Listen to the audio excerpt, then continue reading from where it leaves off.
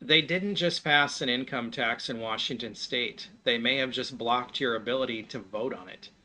Within 24 hours of the bill being signed, a referendum was filed, and the state shut it down before it even started. Not rejected by voters, not failed on signatures, blocked. And the justification? They say the Constitution allows it. Tonight we're breaking down what just happened in Washington and whether your vote still matters. From Seattle to Los Angeles, this is Left Coast News. No apologies, just the truth.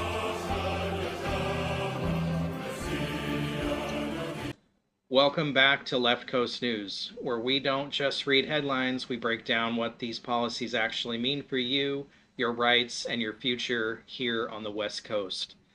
Tonight's story is one of the most important constitutional fights we've seen in Washington state in years. Because this isn't just about a new income tax, this is about whether the government can pass a law and then shield it from the people who are supposed to have the final say.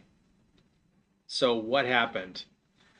Old Governor Bob Ferguson signed Washington's new income tax bill into law. The bill creates a 9.9% tax on income over $1 million, set to take effect in 2028. Almost immediately, opponents filed a referendum basically saying, let the people vote on this. But the Secretary of State, Steve Hobbs, refused to process it. Not delayed, not reviewed, refused. Because the state says the law is exempt from referendum. The constitutional loophole.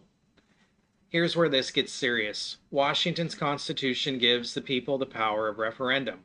That's your check on the legislature. But there are exceptions. Laws can be exempt if they are declared necessary for public safety, public health, or the support of state government. And inside this income tax bill, lawmakers inserted language saying exactly that this tax is necessary for the support of state government.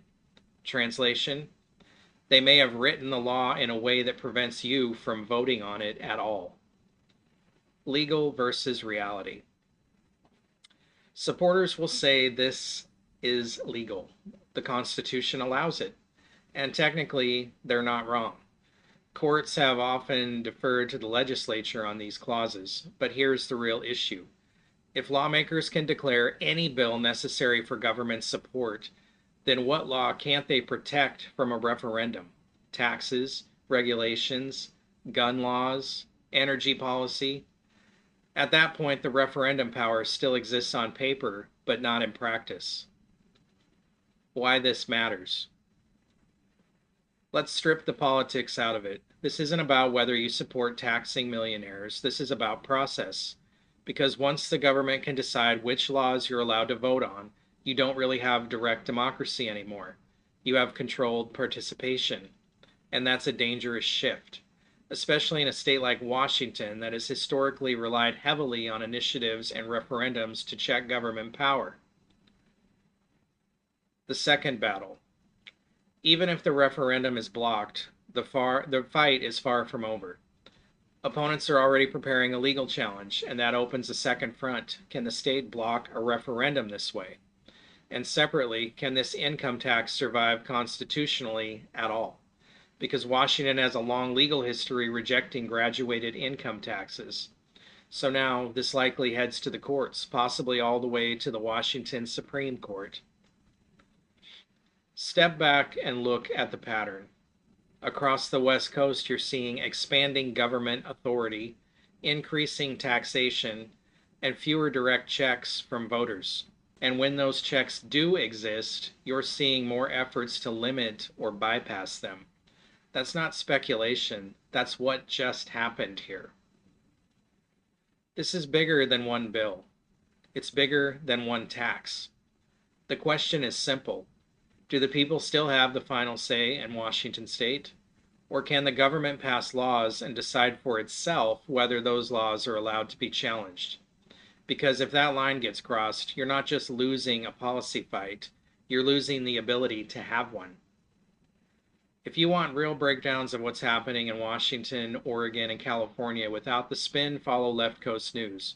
We're on YouTube, Rumble, Brighteon, BitChute, and all major podcast platforms, including leftcoastnews.net. Stay informed, stay prepared, and stay ahead of what's coming next. If you care about what's happening here in Washington and across the West Coast, make sure you're following Left Coast News at leftcoastnews.net. We're going to stay on this story as it moves through the courts because this one isn't going away anytime soon. Also, drop a comment below and let me know what you think of this removal of the referendum process. I think they could use this on many different fronts. Like I mentioned, the gun rights, energy, whatever. This is wrong. The power should still lie with the people.